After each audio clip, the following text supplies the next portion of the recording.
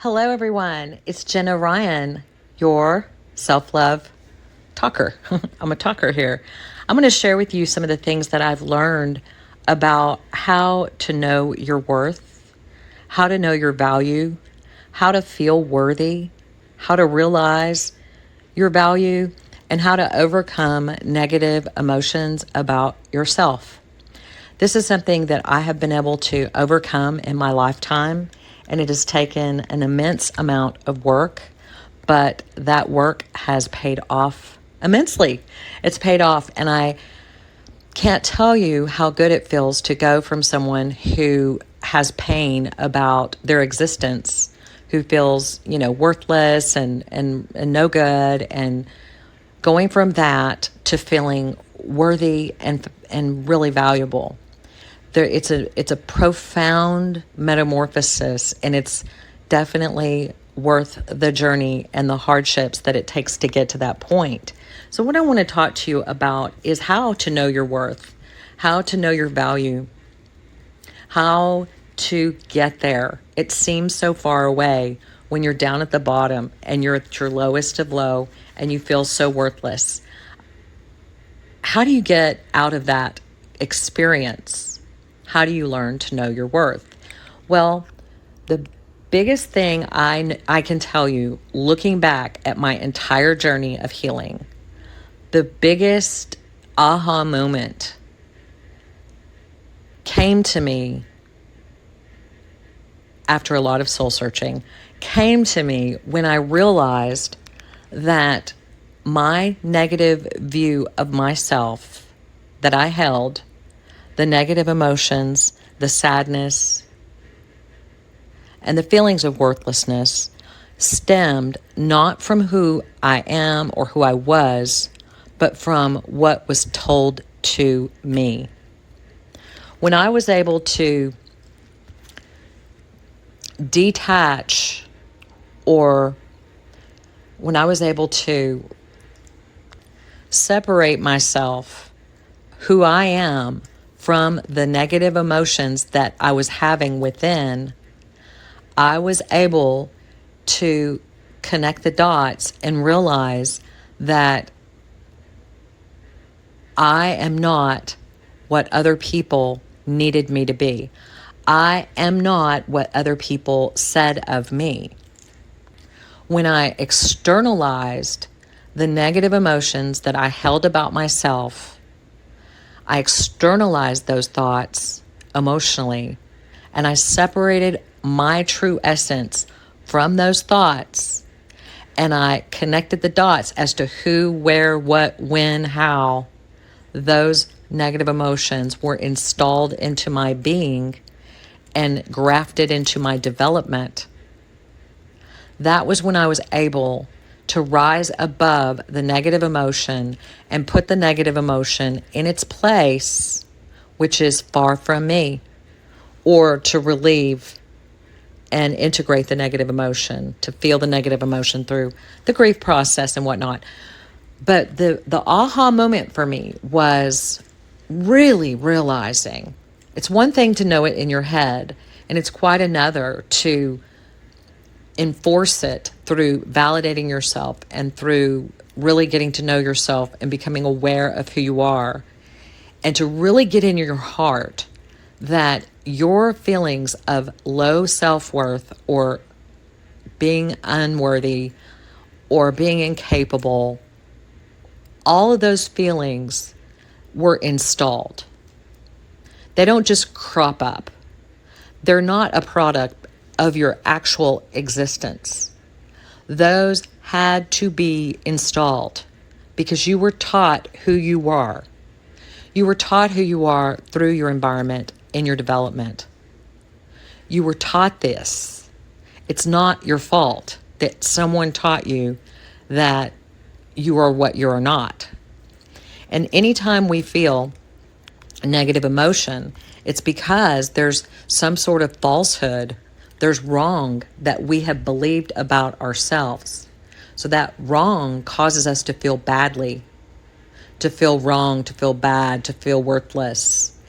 The reason we feel worthless is because it's bad. I mean, because it's wrong, because it's false. Anytime we experience a false experience about ourselves, it hurts. And then it causes us to show up in life in a place of lack or a place of deficit. And that hurts more. And then it just piles upon hurt, upon hurt, upon hurt. But when we realize that the origin of the lie, the origin of the false information was not us, then how can we possibly be worthless? If someone else told me I was worthless or gave me messages that I was worthless, then am I worthless? No. If I tell my candle that it's a tree, is it a tree? No. The candle is still a candle. And you within are pure love. You are pure value. You are inherently worthy and inherently valuable, no matter what anyone says. Although it may be hard if you're crushed by the lies and you're not able to see the truth and you've got healing to do, it may be difficult to see that you are not what other people said. And anything that you hold about yourself that's negative is not true. Okay? That doesn't mean that we don't do negative things. That doesn't mean that we don't need to feel bad for bad things that we do. I'm talking about at the essence, at the core of who you are. If you feel any of the negative core beliefs that I talk about in all my videos from the past, if we feel like we lack self-love, we need self-love, we lack in certain areas, we're not good enough, we're incapable. Some people don't feel that they can hold a job. Some people don't feel that they can make friends. Some people don't feel that they're worthy of love. Some people don't feel, they feel bad to their core. And that is a product of being taught that through messaging in childhood. When you're not properly raised, when you're not validated, loved, and appreciated, you get the message that you're not worthy. And so you take that into adulthood and you have those feelings and you carry them with you, and it creates toxic shame, and it's very painful. And you begin to identify with these wounds. You identify with the wounds created by the lies in the messaging. And the key to untangling and unraveling is to recognize that it's not your fault that someone did not know how to tell you that you are a diamond, that you are God's child, that you are beautiful, that you are worthy, that you are love, and that you are capable and competent, and that the world is your oyster, and that you can do whatever it is that you want to do, and you are capable, and you can be confident, and it's okay to be confident, and it's okay to love yourself, and you should love yourself with everything that you have, and you deserve to be protected, and you deserve to be cared for, and you have a right to exist, and you have a right to make mistakes, and you have a right to change your mind, and you have a right to do whatever you want, as long as you're good to others and, behaving moderately. But in order to know your worth, it's very important that you externalize the wounding. And along with that, there's a lot of things that are required, such as going through the grief process of discovering that what you thought was an ideal situation for you, people that loved you, actually were unable to properly take care of you. And then going through that process and going, oh, this is where they were wrong. Maybe someone who raised you had to project their negativity onto you in order to moderate their own self-esteem, regulate their own self-esteem. And so it was their problem, not yours. But you took it on and you held it and you carried it. And now it's time to let that go. So if you want to know your worth, you really have to become aware of your feelings. and not run from your feelings. You really need to get insight as to what's going on inside and begin to journal and write down what's happening. What are you thinking about? What is making you feel good? What is making you feel bad? And then getting counseling and working with someone who can help you to foster your sense of self. Because you can't develop a sense of self if you don't know your worth. Because your sense of self is completely built by your own understanding of your own worth internally and your own ability to operate from inside rather than being dominated from external validation. It's your own seat of your own soul. And if you don't know your worth, you can't do much because you don't know your thoughts, you don't know your feelings, you don't know if you're right, you don't know if you're wrong. And in order to know your worth, you have to trust your intuition. You have to trust your intuition and also take action on your intuition, regardless of who is telling you you're wrong. So if you have a feeling that something's not right for you, you have to be able to act upon that feeling, even if it hurts other people. Even if it's good for you but bad for someone else, you have to take care of yourself.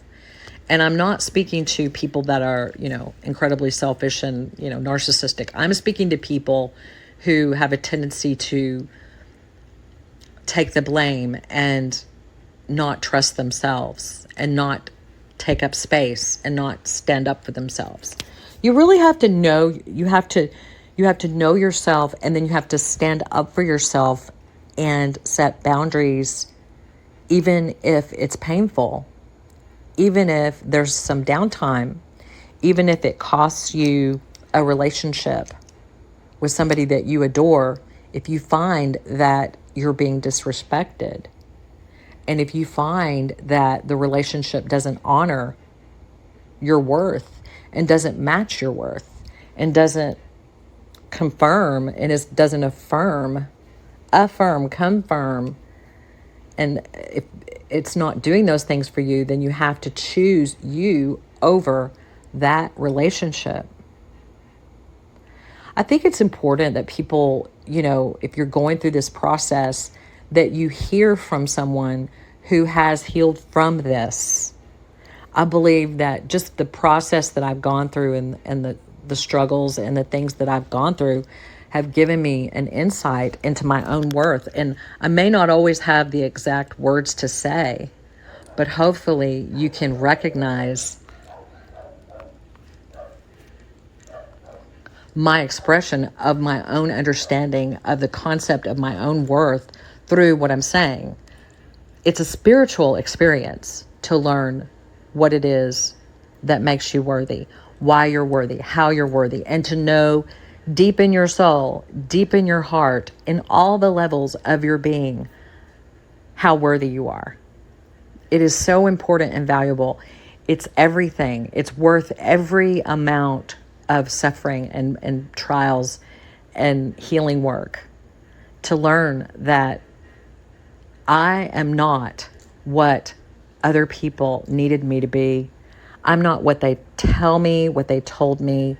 I am a worthy being, and you are a worthy being. And so you have to validate yourself. You have to recognize how you're feeling and take action on your feelings and be willing to do whatever it takes to make sure you're honored in all circumstances.